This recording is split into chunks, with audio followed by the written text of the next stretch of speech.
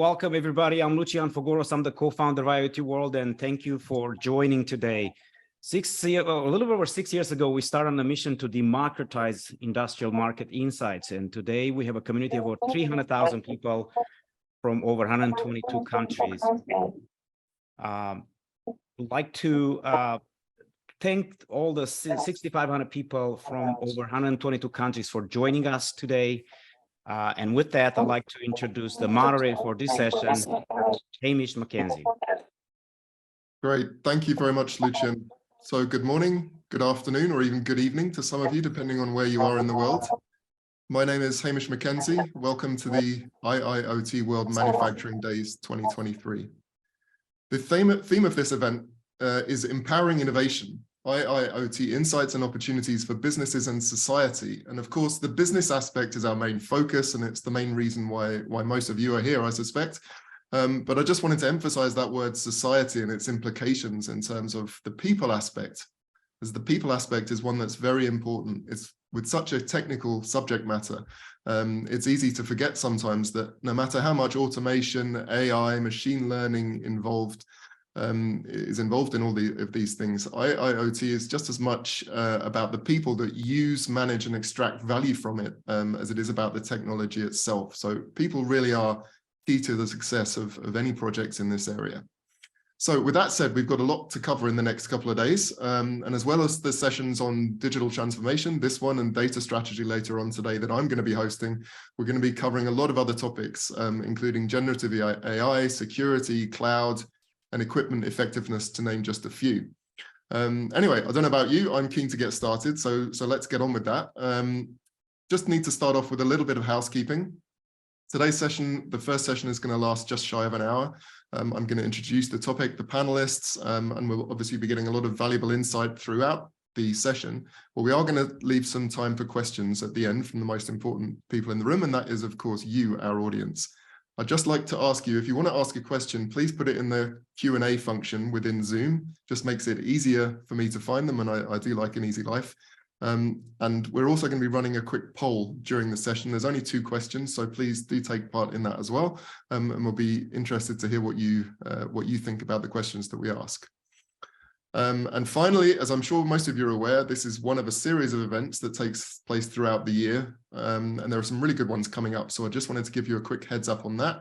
We've got Energy Day coming up on June the 28th, Smart Buildings Day coming up on September the 27th, ICS Cybersecurity Day on October the 25th, and Manufacturing Supply Chain Day on December the 7th. You can find out all about those on the IIoT website, so please do check those out. But let's now focus on today and our first session, which is on the essential components of digital transformation in manufacturing, sponsored by HiveMQ, Siemens, and Microsoft. So the premise for this session is really that digital transformation is not just about digitizing traditional business functions or processes, is actually more about reinventing them.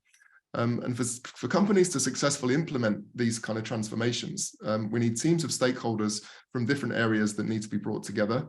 And this session is going to focus on all the essential components of that digital transformation process, including the people side, and also how manufacturers are approaching this journey. Our panelists are also going to focus on some of the challenges in particular with these types of projects, how to implement them, and providing some examples of some real-world case studies as well.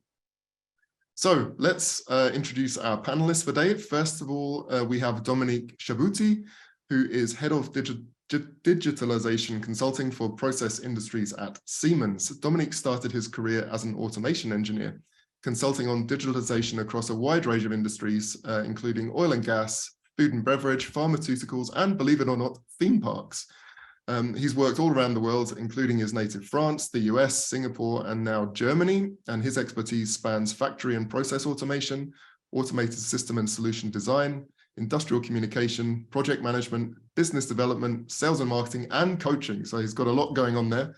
Welcome, Dominique.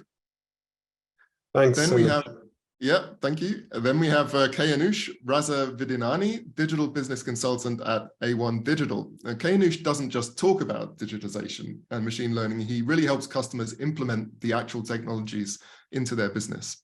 And as a digital business consultant, he identifies opportunities within companies' business processes to really bridge that gap between the analog and the digital.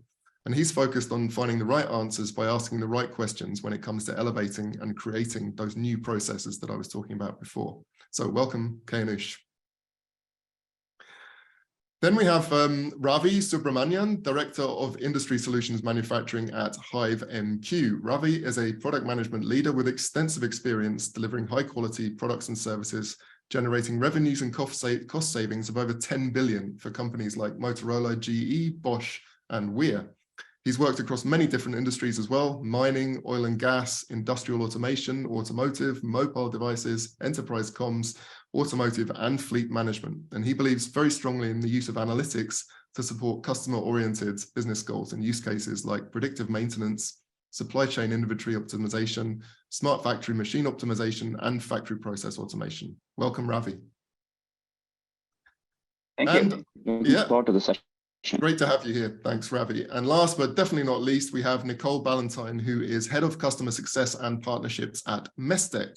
Nicole is a chartered mechanical engineer with an eclectic mix of experience in the manufacturing sector and innovation support. She spent the first 2 decades of her career in manufacturing operations leadership roles throughout Europe. And the last 10 years, she's been developing and collaborating in technology and innovation projects in the support sector in a wide range of industries.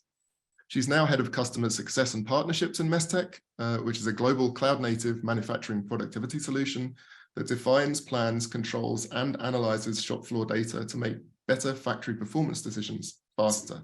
And above all, Nicole ensures Mestec's partners maximize the return on their investment in those solutions.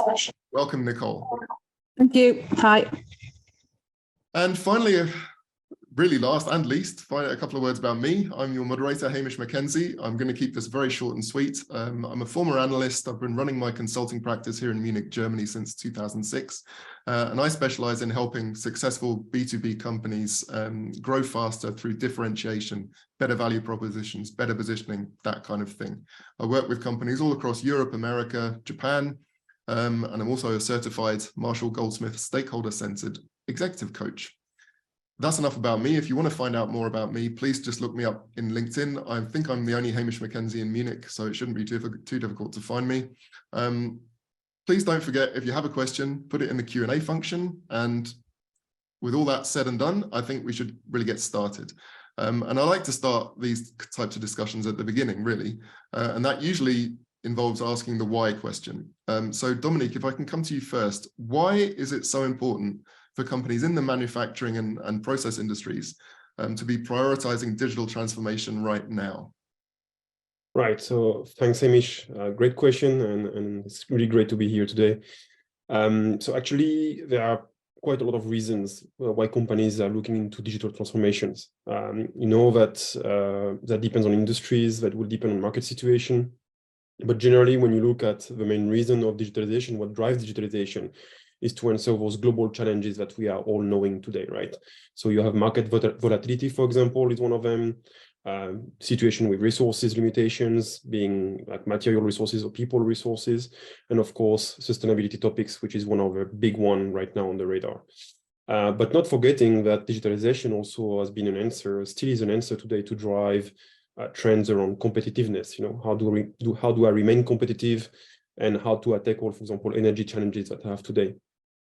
So if you look, for instance, at pharmaceutical industries, one of the big challenge for them is the time to market. I mean, we just went through a typical case of the pandemic situation.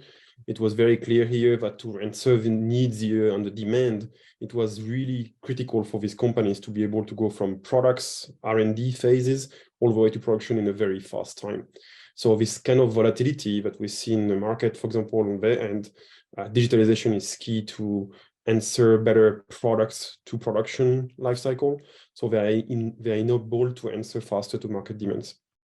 For other industries, we see a lot of competitiveness that drives industries to digitalize. Competitiveness can mean many things. Sometimes it's about having more flexible productions. You know that to differentiate yourself, you need maybe to provide better products, or you need to provide more personalized products or personalized experiences. And this render the value chain of our customers more complex. If you manufacture one product, or if you manufacture tomorrow 200 products, the way you deal with this is different. So to digitalize here this value chain from the order of the customers all the way to production is absolutely necessary to actually remain competitive. Otherwise, it will be too complex, too cumbersome, would require too many resources. And therefore, digitalization is a key aspect to make sure I offer more to my customers and at the same time, I remain competitive. So in some aspect, in some other industries, we also see that competitiveness, it's about maintaining quality. So making sure that my product stays at high level, or it's about making sure that my plant keeps running. So reducing unplanned downtime. And this is more in the operation phase. So you can see that actually digitalization contributes in many aspects for many industries, and it's recognized by most leaders nowadays as one of the big levers to ensure competitiveness, to ensure that we are staying relevant in the market, and to ensure we can deliver more tomorrow. Okay, and I think this is kind of one of the main dilemmas. So on the one hand, everybody knows, or most people are aware that the digitization is really important and crucial, especially now, especially in the post-pandemic world, for all the reasons that you just mentioned. At the same time, most companies struggle with it, and it takes much longer than they think. They're not sure necessarily where to start. So what would you say are some of the biggest challenges being faced by companies in the manufacturing area right now, and to what extent, or how does the IIoT aspect, the Internet of Things aspect, help them address those challenges? Right. So challenges, we could spend the whole hour on this topic, Yeah. I'll try to be brief about them. In the end, you don't digitalize for the sake of digitalization, right? You mentioned it earlier in your introduction. You want to do that for the goals I mentioned earlier, like competitiveness. But as a company, of course, you have like budget constraints, right? You need to be able to still deliver product, make money for your stakeholders, whoever they are. So therefore, one of the challenges, well, where should I start? What should I do? And where should I actually put my money into? What is the digitalization technology and the digitalization aspect I should implement to ensure that actually I'm getting my return on investment? So some projects could be, I know, 10s or 20K investment, but some can be millions investment, depending on your plant and your industries. So the budgets is a key aspect. Where you stand also, what's the maturity of your plant, what's your install base, what you have in place, and it's also a major challenge for many customers, because very often we are talking about multiple sites for our customers with different level of maturity, different processes in place, not necessarily standardization in terms of systems. So it's quite complex to see what is the best solution forward to implement this particular digitalization change. And then next to this, we have the people factor, which is also quite a big challenge. We know, we are all here quite keen in the industry and implementing new technology. So we all support and drive it. But we see also from the media, for example, or from other sources that some people resist it. They're saying, okay, this type of digitalization will remove some jobs. It's going to destroy some aspect of how people are working, and so on and so forth. So there is certain internal resistance to change in companies. Some companies, some employees may be more reluctant to implement or embrace certain technologies. So it's very essential to accompany them, actually accompany the employees along this change when we talk about putting digitalization into place. And linked to this is expertise, because while we talk about new tools, new technologies, new systems, new implementations, and you need to have the expertise to actually implement this, both the expertise to implement it, making sure it's working, but then the expertise also to use it. So if I deploy a new tool within a production area, how do I make sure that my employees tomorrow will use these new tools and it will really increase their productivity according to our plan? So these are the kind of challenges they have. One key challenge that often comes as well is the scalability aspect. It's nice to implement a solution, but how do I make sure it's scalable? How can I make sure I can replicate it so I can actually maximize my investment? And on top of all this, there's a very interesting one, which, well, has many aspects to it as well, which is security. Security is a major challenge as well, because we talk about IoT, we talk about cloud technologies. And we know almost on a weekly basis, there are issues happening around the world. So how do we make sure that our digital implementations are secure, and how do I make sure that my operation is secure in the future? So in a nutshell, that's basically what I would say are the key challenges today. Okay, and in terms of the IoT aspect, how can that really help address some of those challenges in particular? Yeah, so IoT is actually really key in supporting the digitalization transformation. IoT enables really capturing the data from the production processes. One aspect, for example, I mentioned was the variety that we have in many production plants. We have now in IoT a lot of standards that are available, mechanism by which you can actually acquire information, mechanism by which you can contextualize data. And it's actually a platform that really enables, let's say, the information flow to come and be made available at higher level so that you can actually use this data and gain some insight out of it. So it's really a big enabler to the digitalization. And we see a lot of drive in IoT, because today also, to maybe answer some of the use cases, we are lacking data, we are lacking information, and IoT is giving answers whereby we're able to add at very, let's say, competitive prices, for example, new sensors, new elements to a production line or to a system, and capture this data easily. Okay, yeah, so obviously that data capture is important. And the reason obviously that we want all this data is because we want to leverage it for business objectives. And a key theme I'm always coming across, and when not just in this area, but in lots of other technology areas that I work in, is that new technology needs to be implemented to address those specific business needs and objectives, rather than just people saying, oh, well, we've got to go digital, and not necessarily making that link to those specific business needs. So, Kainush, I wanted to come to you on this. Addressing business objectives in this way means that the technologies themselves have to be integrated into the business processes, right? So we need to get a little bit more into the weeds now. So what are some of the challenges involved in aligning these solutions with those processes? And what are some of the best practices that people can use to overcome those challenges?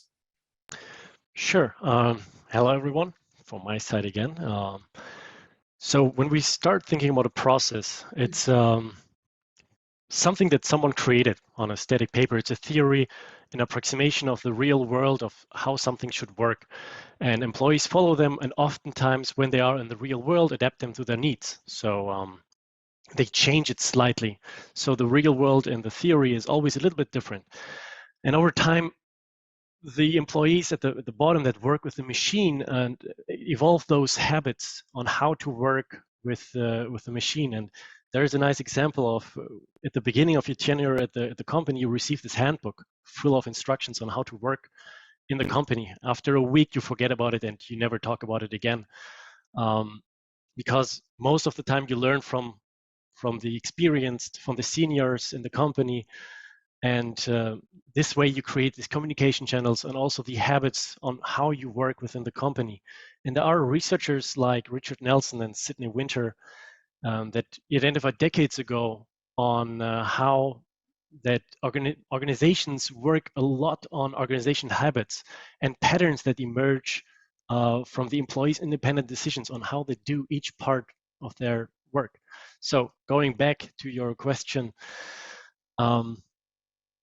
so when you go to the expert, the person that works with the machine, he's the one that actually executes what is in the process, what is in the theory, to the real world. And he knows how to handle the machine in the most efficient way. He knows how to repair it, maintain it, and get the work done. So getting this person to the table on discussing with them the change that is coming, the transformation that they want to implement, is a crucial aspect of this whole transformation that a company wants to undergo. And, so, and is this where that disconnect that can sometimes occur then, when that person doesn't get asked or doesn't get involved either at all or at the right time? Absolutely. So oftentimes the disconnect appears when there's a top-down decision and it just is communicated this way. So just digitize. It's something that in the consultancy industry I hear a lot, that colleagues of mine work with stakeholders or employees that just receive the demand like, okay, do this, like implement machine learning or something. And there is not much involvement from the person, since he's just like translating the demand. And it translates into low motivation and oftentimes in a failure of the project, since the stakeholder, person that actually works at it with it, is not really involved. It's like from top down without a clear vision on where you want to go, how you want to execute it all. It's just do it. So bringing everyone to the table, the people that actually work in the processes that work and execute the theory into reality, are the crucial wheels that make this whole thing work. And I realized it in our work with our customers a lot, that when we get the right people on board, it's so much more efficient and so much more fun to work than just like giving commands, or just having someone that is on low motivation receiving a demand from someone else to make it done without him having a say in it. So and also his employees also don't have a say in it, or her employees don't have a say in it. They were not included in the decision making in the whole transformation project aspect. So I think a clear strategic vision for the transformation is crucial for the success of transformation. And I talk a lot about this communication channels between different departments. And I think it's a key inhibitor for the lack of transformation, or the failure of transformation, or digitizing the business. There are a lot of examples. For example, the King's Cross train incident in 1987 or so, where each department has its own specific aspect within the train station. They did not communicate if there was a fault, and one department told another department, hey, look here, you should pay attention to this part, it could go really wrong. The other department was just super defensive, saying, okay, if you tell this to me, I will also intervene into your business part. Yeah. There was a whole lack of communication, and we experience it. There is also another great paper discussing it from Rebecca Henderson from HBS.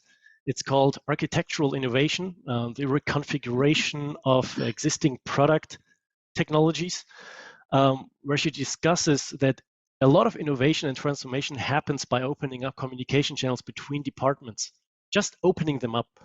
If you think about a design department and an engineering department, the design department comes up with a new design and removes all the important information around the design, only provides the solution or the key aspect of it to the engineering department. The engineering department is not involved in the rest of the decision making. And that filters out a lot of information from department A to department B. And what this transformation does, the digital transformation, it opens up this communication channel to allow more information to flow through it, to involve the other engineers into the design aspect, and allow them to include their expertise into an early stage, which is a key theme in their paper, also where in the lithography industry and in a lot of other industries. So yeah, I swung out a lot here right now. Yeah, no, that's good. That's interesting, and I mean, I think it's important. Also, the train example you brought up, it's important. Not and again, kind of going back to the whole people theme, you've been talking about that anyway. But at the end of the day, anything to do with, or lots of the manufacturing processes and transport, different industries. There are implications for workplace injuries, workplace deaths, and also the safety of people generally a lot of times. So I really think it's important to emphasize that, and it shows just how important this whole area is. Having talked about people for a bit, let's get a little bit into the weeds on the processes side. So first, I talked a bit at the beginning about, of course, on the one hand, we have to deal with existing process, but on the other hand, we have to also reinvent and create new processes. So just looking at the the existing processes. How challenging is it to work with existing business processes from a digitalization perspective? And what are some of the things that manufacturers can do to make sure that it goes well? Yeah, so a transformation doesn't happen at the flip of a switch.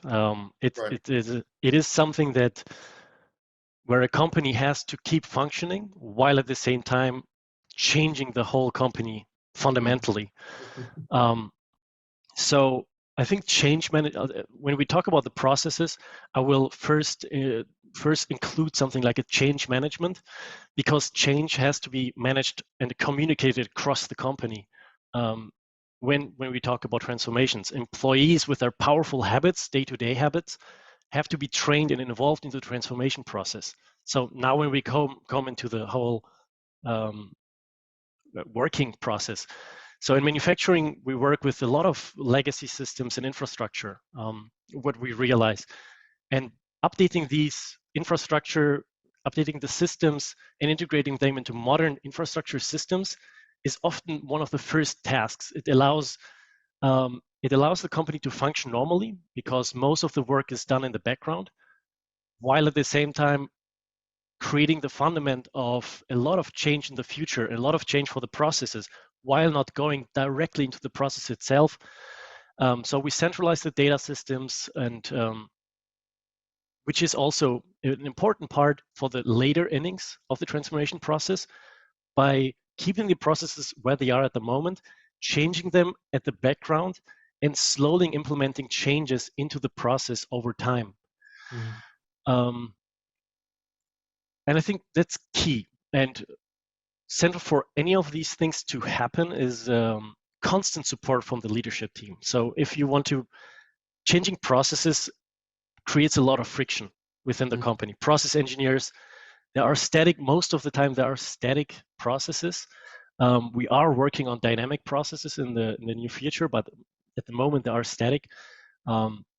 So there's a lot of friction. It requires a lot of communication between the leadership team that has to be constantly supportive of these changes, positive changes, and support and prioritize a collaboration and continuous improvement of along the journey to changing the process over time while everything maintains functioning while doing it. Yeah, absolutely. Okay, so we're coming through to halfway through the session now. So at this point, I wanted to ask either Lucian or Paul to bring up the first poll question. Here we go. So what are the key challenges that you face in manufacturing? Constrained supply chains, additional regulatory reporting, high cost of operations, or the need to streamline production? So it would be great if you can give us your opinion on that. And while you do that, I'll just give you also a quick reminder to please post your questions in the Q&A function within Zoom. We've already had 2 or 3 in, so that's great. It'd be good to get a few more, and we make sure we leave 10 minutes or so at the end to try and address those questions as best we can in the session. So I'll just give you another few seconds to answer the poll question. Oh, we can't vote. No, the panelists are not allowed to vote, I'm afraid. Exactly. I can't either. Because we set a question, so we can answer our own questions, right? Exactly. You might be a little biased. So here are the results. So we've got 22% saying constrained supply chains, supply chains rather, 6% regulatory reporting, 29% high cost of operations, but by far the most popular choice, the need to streamline production to meet demands.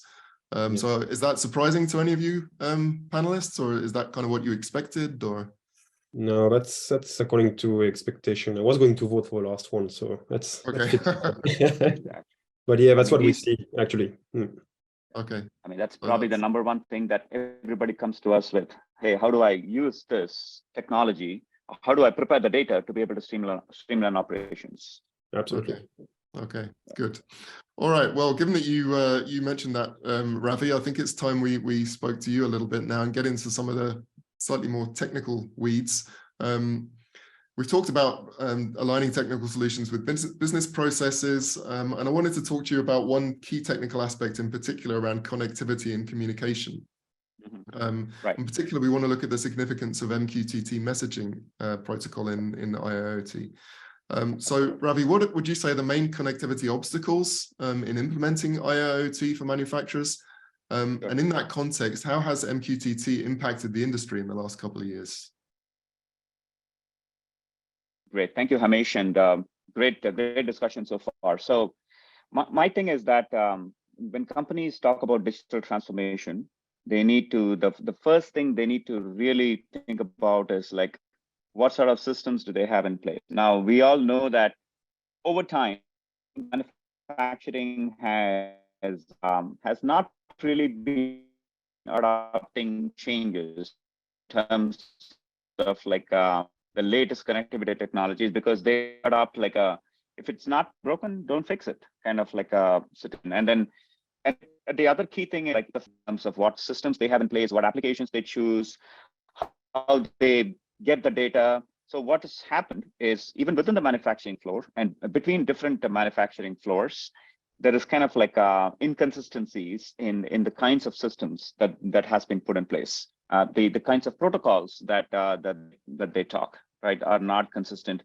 The data models that they create, meaning like how to kind of like interpret the data, for example, right? That is very different. And to add to that, you have legacy infrastructure with a lot of manual processing, a lot of paper processing that is in place. Obviously, like in this day and age, especially after COVID, it's been a nightmare for regulatory reporting, right? I mean, a lot of companies are failing audits because they have this paper trail and then they don't know exactly where things are. And I think it was also mentioned in the past that there is no coordination between different teams, right? And due to that, like there is kind of like things that kind of fall through the cracks, if you will, right? And last but not least, there is also a connectivity issues. Obviously, we talk about like 3G, 4G, but if you look at it in the factory floor, they haven't quite adopted it as quickly as they should be. So connectivity is, the bandwidth is constrained, connectivity is spotty at best, and reliability is not there, right? And one way that MQTT as a protocol, for folks that don't know MQTT, it's a messaging protocol that was started in the late 90s in oil and gas, specifically for Phillips 66 to be able to connect the remote assets that they have in their remote operations, to be able to get the data from that into the enterprise. And the challenge there obviously is that, you know, in remote oil wells, your connectivity is really bad. Safety is a major concern. Bandwidth is a major concern, right? So you need kind of a lightweight protocol that can be able to transfer the data even within like those constrained environments. And that's how MQTT was born, as a lightweight publish subscribe based protocol that is able to talk to different clients and then be able to send like small data bursts to the enterprise, even if like the connectivity is bad, right? So the publish subscribe nature of it makes it like very powerful, because you don't have to sit and poll for information. The information is published when it's available by various clients to a centralized broker, which also serves as a what we call a single source of truth or a unified namespace. And this single source of truth is then able to disseminate the data to other systems that might need the data. For example, we talk about AI, ML, you talk about advanced analytics. So these applications need some data from your OT systems, which is operations technology systems. And so the MQTT broker can enable the data to be flowed from your PLCs, your sensors and gateways and other devices on your OT systems efficiently to applications or databases or other systems that need that data. So that's MQTT, and that's how we help solve data connectivity problems. And what about I mean, you mentioned the broker issue there. What about and I was interested to hear in terms of MQTT Spark plug in particular, how does that help? Because when we talk about connectivity, we're talking about efficiency. Yeah. How does MQTT Spark plug in particular help with that? Yeah, great. That's an important question. So MQTT doesn't really define any data models because it was It is supposed to be lightweight. It's up to you to like define how to model the data and send it. It works great for like a lot of industries, but specifically for managing different subsystems. And these subsystems, whoever is not speaking, could you mute? Sorry, I'm getting a lot of background noise. These subsystems actually have a lot of context on the data, right? Where am I sitting in the factory floor, for example, right? How is my data related to the maybe the SCADA system that I'm sitting in, right? So that modeling of the data is absolutely important, and providing that metadata or context around the data is absolutely important. And so what Sparkplug does is it kind of like helps you define that context of the data or the model of the data, and also like the topic structure for that data, so that when you actually share the data within your subsystem, there is a clear understanding. Okay, this data is coming from this subsystem sitting in this factory floor, and this is how I interpret the data. So that's kind of like how Sparkplug adds additional value specifically for manufacturing and industrial automation. And in addition to that, it also enables if you have, like, say, digital twins, for example, in the cloud. So these digital twins, for example, need to know exactly what's happening. If there is any change that happens, if new subsystems are born or dead, for example, within the factory floor, the digital twin needs to know. So Sparkplug enables that the transfer of these birth and death messages, so that like your digital twin can be most up to date, and it can make decisions based on the physical, like whatever is happening within the factory floor, right? So that's what it enables. Okay, perfect. Thank you very much, Ravi. I want to bring a couple of other panelists in here because I know they've got some good examples, relevant to the connectivity topic. Nicole, we haven't heard from you yet, so I'd like to come to you first. I think you've got an example in terms of the Connected Reconfigurable Factory initiative in the UK. Could you just give us a little bit of insight into that? Sure. Is my mic okay? Because I've been told that there's a problem with background noise. I'm the only one in the office, but anyway. We're hearing you all right.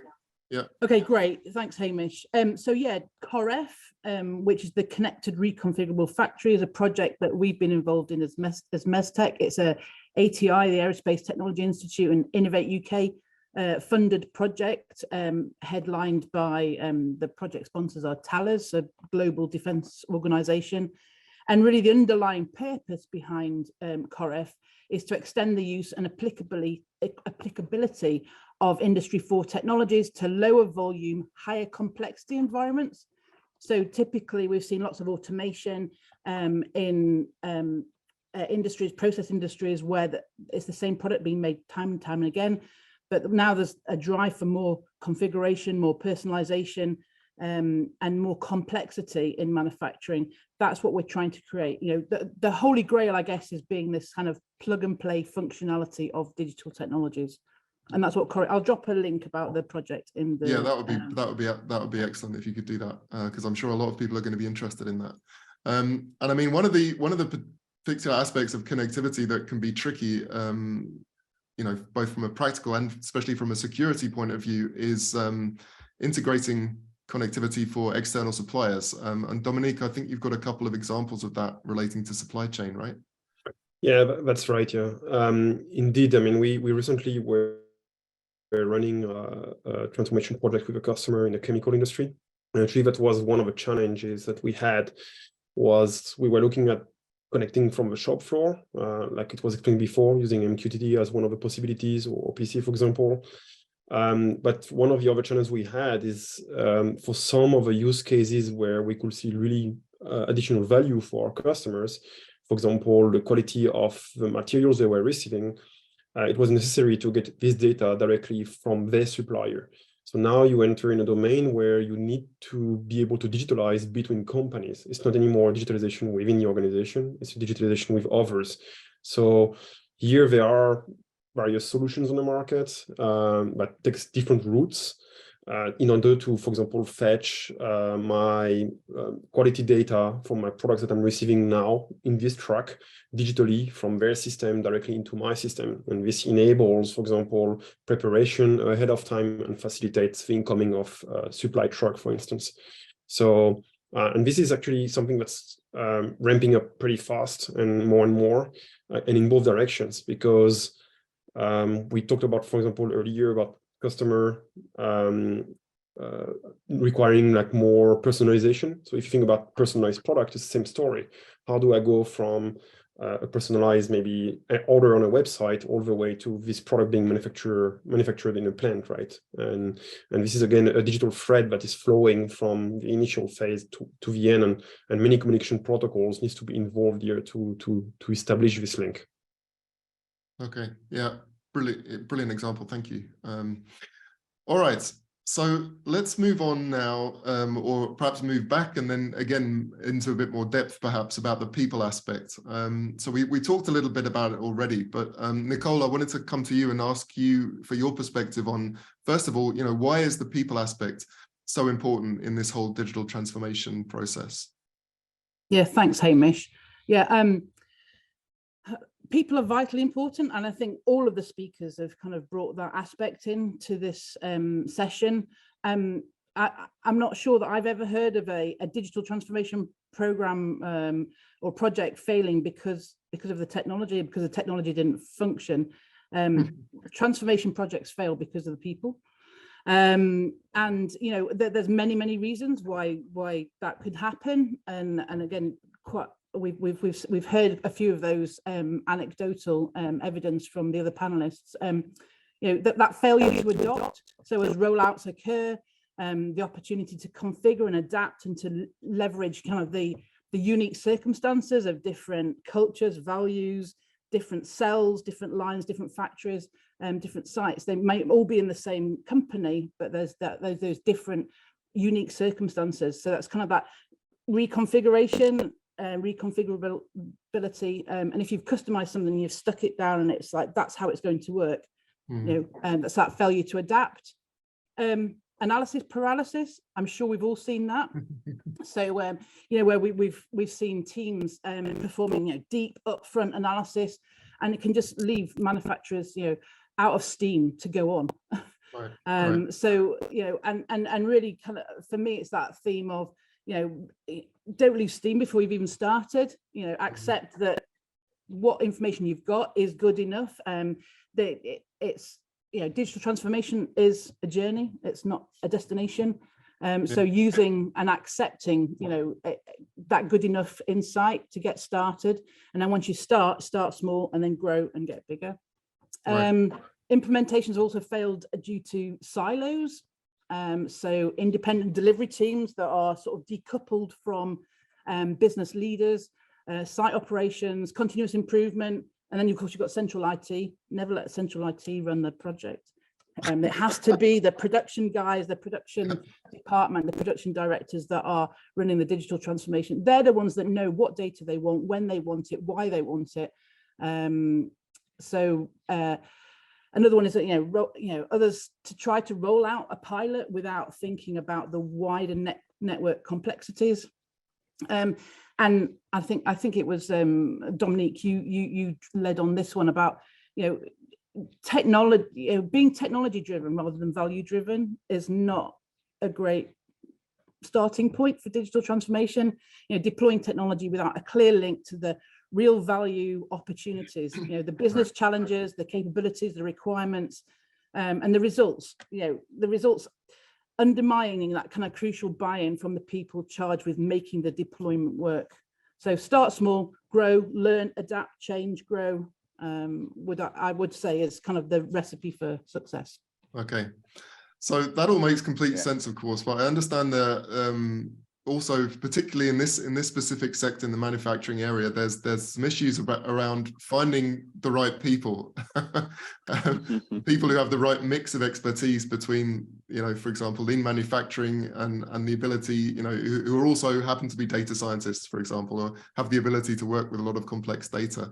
What are some of the issues there, and what are the solutions if you have any? I think we could probably open this to everyone's views. I mean, it's kind of they're a bit like these mythical unicorns. So these people have knowledge and in-depth knowledge around the manufacturing environment, understanding what data they need and why they need it and how they're going to use it when they've got the data.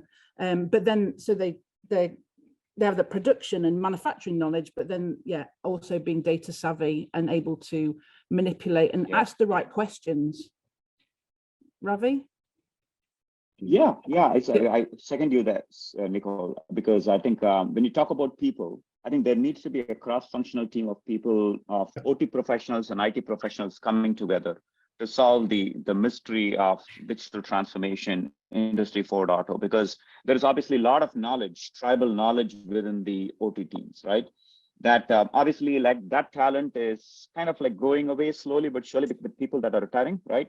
So you need some technologies that need to be created to kind of like replicate the knowledge that they have, and the IT teams need to come together with the OT teams to be able to do that. And the other aspect of digital transformation, in my opinion, is that I see a lot of IIoT projects failing because the management is not backing those things, right? I mean, like, yes, I mean, there are like teams that have to work on some cool POs, and that's great, but then, like, you know, it doesn't see the light of the day because really there is no management around digital transformation and how these technologies can help them get to the next level. And that needs to be inculcated within the culture for these projects to be successful. Yeah, I can definitely bounce on this, Ravi. We've seen that also with a lot of our customers. A lot of them launch themselves into digital transformation by doing a lot of proof of concept and test here and implementation there. And then they come back after a while and saying, okay, we have now 100 initiatives running, but actually we don't know if any of these initiatives actually make sense today. So you can imagine already how much money has been flowing out of a company just to do all of this and not really seeing if there is a result behind it. So having the right people together, making a cross-functional team is key. Kailash mentioned it earlier, having the right person involved from the lower level who understand the process, understand how it works, all the way to the top level is important. And putting a strategy together, connecting the dots, breaking the silos is really key. So this change management topic and bringing everybody together in this project is essential, because otherwise that's why many have failed, not because of technology, because of people, essentially. Not that the people don't want to change or don't want to implement, just because there's mismatch in understanding to start with, and we see that sometimes in project, like one wants this goal and the other one wants another goal. And that's the first problem, if we don't have the same understanding where we want to go, how are we going to take the path to the right way? And I mean, are there any secret, secret tips on how to get that management buy-in that you're talking about? I don't know, Nicole or anybody else have got any advice on that particular aspect? Because that's really I would reiterate what the panelists have said. Golden rules: communicate well and communicate often. Mm-hmm. Be very specific. Focus on value and scale. That success. Formalize the value and really communicate those successes so that they can, everyone can be involved and take part, and have a long-term plan. Create a digital roadmap. I particularly like the SIRI, the Smart Industry Readiness program, which gives a kind of a digital transformation roadmap. It allows you to benchmark globally against other manufacturers in your sector. I'll drop a link into the text. But yeah, that communicate and get buy-in and involvement from everybody, secure leadership buy-in, circulate the business case, ensure there's a clear mandate from leadership, and continue that close engagement on target setting and execution. There was a lot there, sorry. Yeah, no, that's great. That's great. That's good level of detail. So I want to make sure we get time for questions. We've got 3 or 4 coming in now. So, but before we do that, we've covered a lot of ground. I just want to ask each of you in turn for one starting point. What's the first thing that people need to do in relation to the areas that you've focused on in this discussion today? So, Dominique, where do you think people should really start when they're considering their overall approach to digital transformation? Right. So the way we approach it when we actually engage with our customers towards digital transformation is actually very close to what Nicole just talked about. The first topic is, why am I going to do digital transformation? So if we talk first tangibly, let's look at the plants, let's look at the production side, let's look at the strategy of a company. Where do you want to go?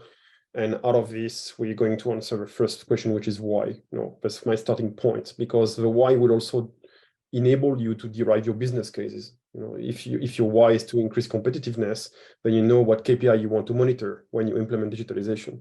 So we start with a why, and then we go to what's the current situation. I just saw a question in the chat saying, look, what happens if my automation level is super low? Well, it's like building a house without foundation. It's going to be very difficult, you know. So you need to start with a foundation, and this is very often the second steps: understanding the situation, what's there, what can be used. Do we need to first put some foundation element in place? Like, do you even have a network to start with to transfer data? If you don't have a network, and we had these cases before, how do you plan to digitalize? You know, so that will be the second step, and then we will go towards, okay, identify the initiatives, which steps, and go towards a roadmap. You know, prioritize and roadmap how you want to go about it. That's generally how we advise our customers to go about digital transformation. So ask the why question, understand your now situation, and get the roadmap sorted. Those are in summary, those are the three things I think you covered. Fantastic. Thank you, Dominique. Kainush, when we go back to the business process topic, and I need you to all be quick now because we want to make sure we have time for the questions. Kainush, first thing that people need to do when they're addressing the business process topic. So first thing that we do is mostly bring many different people to the table. So we bring, they all said it. So it's a repetition, even for the business process topic. It's a repetition of what Dominique said, what Nicole said, what I said before also. It is about bringing the people all to one table. Oftentimes it helps to have someone from the outside to look at it from a really neutral standpoint, and it can be helpful. It can be very helpful to bring someone from the outside to the table as well, so he can ask the tough questions and also litigate between the different departments. So oftentimes there are very hardened fronts, so softening them up with the right questions, not so looking for someone that is at fault or something, but having a really honest and open conversation with everyone. And I think that's also where the outside person can help a lot. Perfect. Okay, thank you, Kainush. Ravi, if I want to leverage MQTT Sparkplug, for example, what do I need to do first? The first thing you need to do is just figure out what you want to use this for. I think we are all talking about technology as a means to an end. What you want to achieve. Is it like you want to be able to remote operations across all of your plants? Do you want to be able to improve OE or what aspect of it? And then work your way backwards into how MQTT can bring in all the systems, right? The appropriate system, and into a single pane of glass to help you out. So short and sweet. Perfect. Thank you, Ravi. So we've got the second poll question now as well. What are the goals for digital transformation for manufacturing? Access to real-time data, visibility of operations, creating modular automation, scaling production, or identifying bottlenecks. While you're answering that, I just ask Nicole quickly, anything we haven't already covered in terms of what to do first with the whole people aspect? No, I would summarize and just say communicate, be specific, and formalize the value. And in Dominique's words, communicate the why. Perfect. All right, thank you very much for that, Nicole. So if you've finished answering the poll question, I guess we'll get the results there in a minute. Here we go. So we've got 25% access to real-time data operations, 27% visibility of operations, 5% modular automation, 5% scaling production, and the runaway winner, 38%, identifying bottlenecks in process and improving efficiency, which makes perfect sense. All right, let's get to some questions in the last 5 minutes. From Tanya Wilson, about technology. These SAP and ERP are proprietary and very expensive to experiment with, and they're not open enough, that there are not enough people able to do the job, rather. Are there any open source free IT technologies to lower the entrance barrier? Anybody want to tackle that one?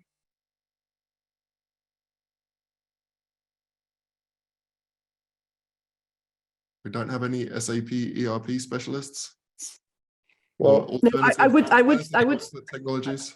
Yeah, I don't want to make it a medtech sales pitch, but we do it very differently. We're not about big, huge digital transformations and the customization of software.